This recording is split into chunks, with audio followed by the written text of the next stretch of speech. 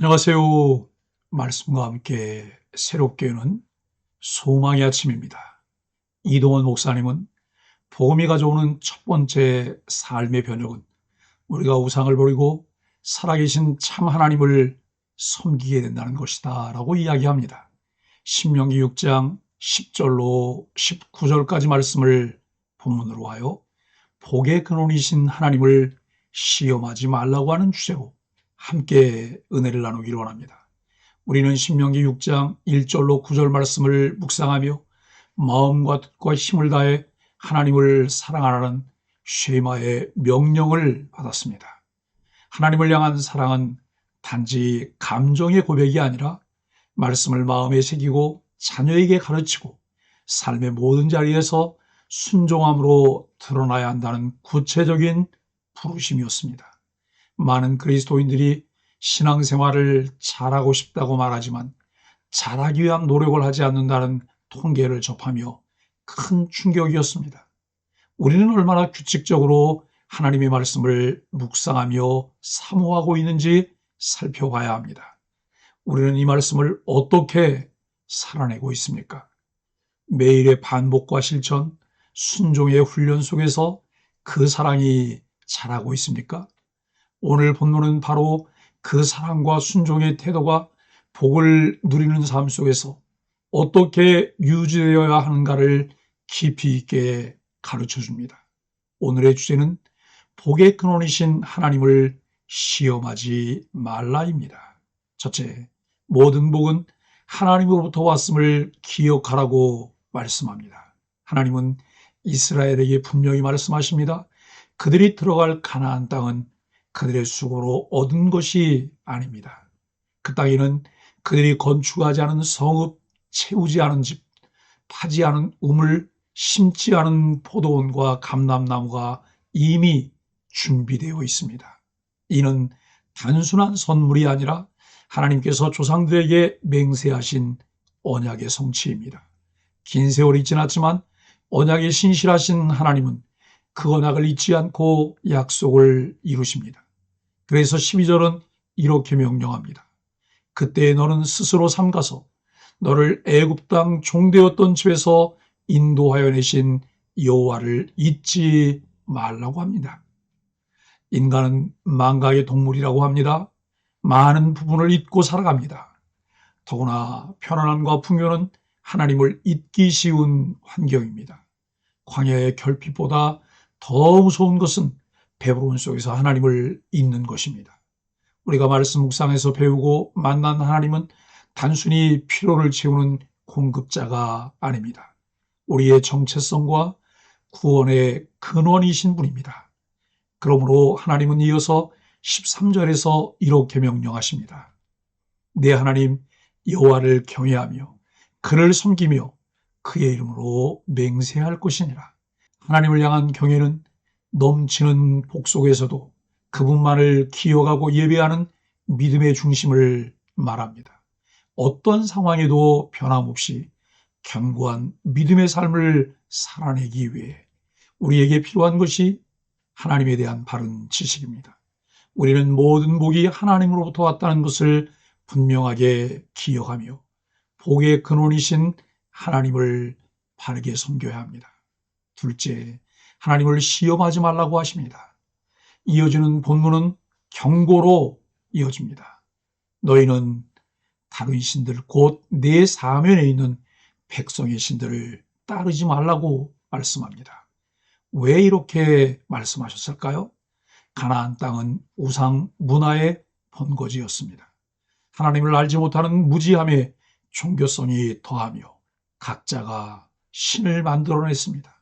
전통과 편리함, 다산과 풍요를 상징하는 바알과 아세라 신상은 눈에 보이기에 이스라엘 백성의 마음을 쉽게 빼앗을 수 있었습니다. 하나님은 말씀하십니다.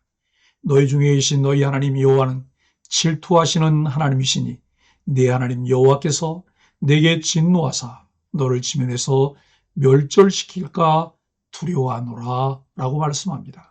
여기서 말씀하시는 질투하시는 하나님은 인간적 감정을 표현한 것이 아닙니다. 하나님은 사랑하는 자를 향한 순전한 헌신을 요구하시는 거룩한 사랑의 하나님이십니다. 하나님은 그의 백성과 언약하시며 다른 신을 내게 두지 말라고 하셨습니다. 하나님께서 이스라엘과 언약을 맺으시며 나는 너희의 하나님이 되며 너희는 내 백성이 되리라고 말씀하셨습니다. 아모스 선지자를 통해 너희만 알았다고 표현하시는 하나님을 만날 수 있습니다.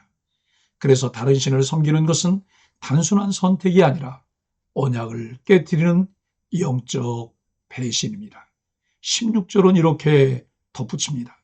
너희가 마사에서 시험한 것 같이 너희 하나님 여호와를 시험하지 말고 라고 말씀합니다. 마사는 출애굽기 17장의 사건을 말씀합니다. 무리업자 백성은 불평했고 모세를 원망했으며 결국 하나님께 여호와께서 우리 중에 계신가 안 계신가 하고 시험했습니다. 시험이란 하나님을 믿지 못하고 조종하려는 죄입니다. 하나님은 우리에게 신뢰의 대상이지 우리가 검증해야 할 대상이 아닙니다. 셋째, 말씀에 순종하며 선한 길을 걸어가라고 말씀합니다. 본문은 마지막으로 구체적인 삶의 방향을 제시합니다. 여호와께서 보시기에 정직하고 선량한 일을 행하라. 그리하면 내가 복을 받고라고 말씀합니다. 그토록 좋아하는 복을 받을 수 있는 방법을 성경은 분명하게 제시하고 있음을 주목해 보아야 합니다. 복을 받고 싶다고, 복을 달라고 그렇게 소원하면서도 정작 복을 어떻게 하면 받을 수 있는지에 대해서는 관심이 없는 분들이 많습니다. 여기 여호와 보시기에 정직하고 선량한 삶을 살라고 말씀합니다. 정직하고 선량한 삶은 단지 윤리적 인간형이 되라는 의미가 아닙니다. 하나님의 말씀에 순종하며 공동체 안에서 사랑과 정의를 실천하는 언약 백성의 모습입니다. 공동체 안과 밖에서 우리를 변화시킨 복음을 보이는 삶을 살아내야 한다는 말씀입니다. 하나님의 백성이 말씀에 순종하며 하나님만 경외할 때 하나님께서 대적을 몰아내시고 아름다운 땅을 얻게 하실 것이라는 언약이 이어집니다. 그렇습니다. 결국 복의 열쇠는 환경이 아니라 하나님과의 관계, 곧 하나님을 경외하고 신뢰하며 순종하는 삶에 달려 있음을 깨닫게 됩니다. 사랑하는 소망의 가족 여러분, 복을 누리며 살기를 원하십니까? 분명하게 확인하십시오. 우리는 이미 복의 근원이며 축복의 통로로 부름받았음을 확신하십시오. 복의 근원이신 하나님을 시험하지 말고 하나님을 신뢰하십시오. 하나님의 말씀을 묵상하며 하나님과의 관계를 더 돈독하게 하십시오. 때때로 아프고 어려운 일들이 우리 앞에 펼쳐진다 하더라도 낙심하지 말고 하나님을 기대하십시오. 그리고 바른 관계를 세워가며 언약 안에서 순종하십시오. 복을 누릴수록 하나님을 더욱 가까이 하십시오. 우리는 지금 이스라엘과 다르지 않습니다. 하나님은 우리에게 은혜로 구원의 길을 열어주셨고 우리 각자와 교회 공동체의 많은 복을 허락하셨습니다. 그러기에 더욱 기억해야 합니다. 주신 복을 세워보며 더 범사에 감사하는 축복의 통로로 살아가야 한다는 사실입니다. 하나님은 시험의 대상이 아니라 전심으로 신뢰할 뿐임을 믿으십시오. 그리고 하나님의 말씀을 따라 정직하고 선한 삶을 걸어가는 소망의 가족들이 되기를 예수 그리스도 이름으로 간절히 축복합니다. 함께 기도하겠습니다. 하나님, 지금 우리는 모든 복이 오직 주님의 은혜임을 고백합니다. 불평이나 불신앙이 아닌 감사와 신뢰로 하나님을 경외하게 하여 주옵소서. 오늘도 말씀을 붙잡고 정직하고 선한 길을 걸으며 하나님만 사랑하게 하여 주옵소서.